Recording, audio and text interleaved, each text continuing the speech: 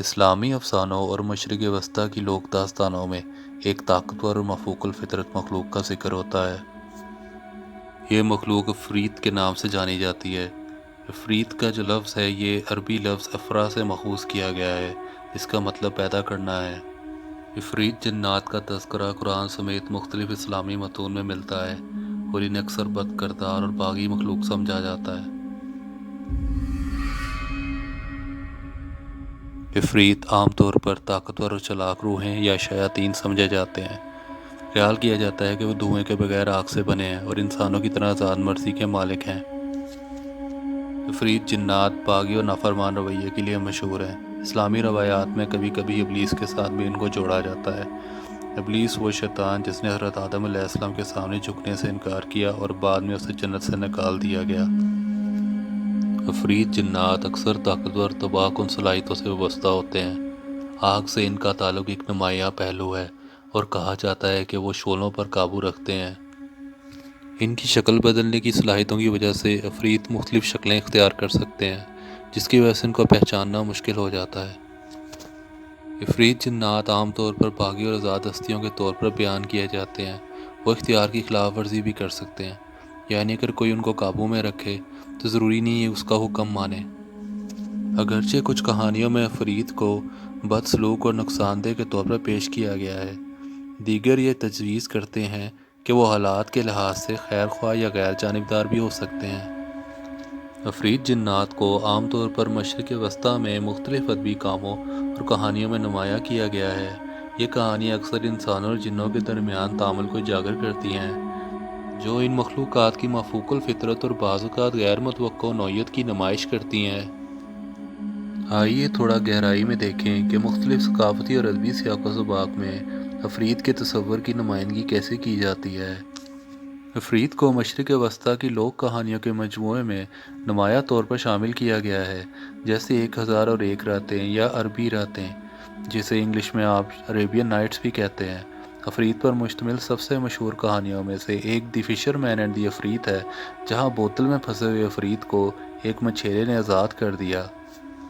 مغربی ثقافت میں خاص طور پر اورینٹیلزم کے دور میں اصطلاح جینی اکثر عفریتوں اور جنوں سے ملتی جلتی ہستیوں کو بیان کرنے کے لیے استعمال ہوتی ہے۔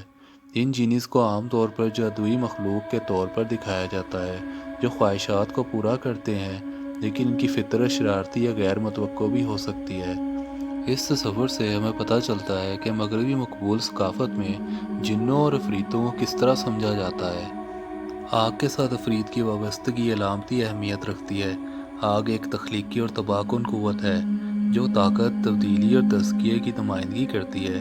عفریت کی آتش فطرت اکثر ان کی مضبوط اور غیر متوقع خصوصیات پر زور دینے کے لیے استعمال ہوتی ہے۔ آج کے دور میں مختلف مصنفین، خاص طور پر وہ لوگ جو مشرق وسطیٰ کی لوک داستانوں اور افسانوں میں دلچسپی رکھتے ہیں، اپنے کاموں میں عفریت کو شامل کرتے ہیں۔ اس میں روایتی کہانی سنانے اور جدید فینٹیسی ادب دونوں شامل ہیں، جہاں عفریت پیچیدہ شخصیات کے طور پر یا کرداروں کے طور پر ظاہر ہو سکتے ہیں۔ اسلام میں حضرت سلیمان علیہ السلام اپنی حکومت اور جنوں سمیت مختلف مخلوقات کے ساتھ بات چیت کرنے کی صلاحیت کے لیے مشہور تھے۔ قرآن میں اس کا ذکر ہے کہ ان کا جنوں کے گروہ پر کنٹرول تھا، جس میں عفریت بھی تھے جو ان کی خدمت کرتے تھے۔ مشرق وسطیٰ میں جنوں، عفریتوں اور اسی طرح کی مفوق الفطرت مخلوقات کے تصورات دنیا بھر کے دیگر افسانوں میں ایک دوسرے سے ملتے جلتے ہیں۔ افسانہ نگار بعض اوقات ان مماثلتوں اور فرقوں کو ان تصوراتی مخلوقات کے ثقافتی اور نفسیاتی پہلوؤں کو سمجھنے کے لیے تلاش کرتے ہیں۔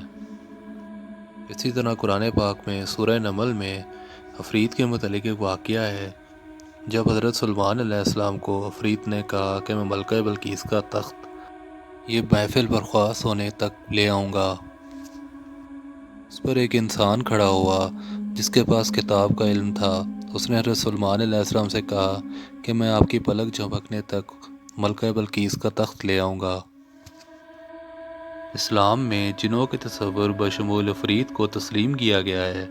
ان کے بارے میں مفصل وضاحتیں اور حکایات اکثر ضمنی ذرائع جیسے آپ صلی اللہ علیہ وسلم کی احادیث اور روایتی لوک داستانوں میں بھی ملتی ہیں۔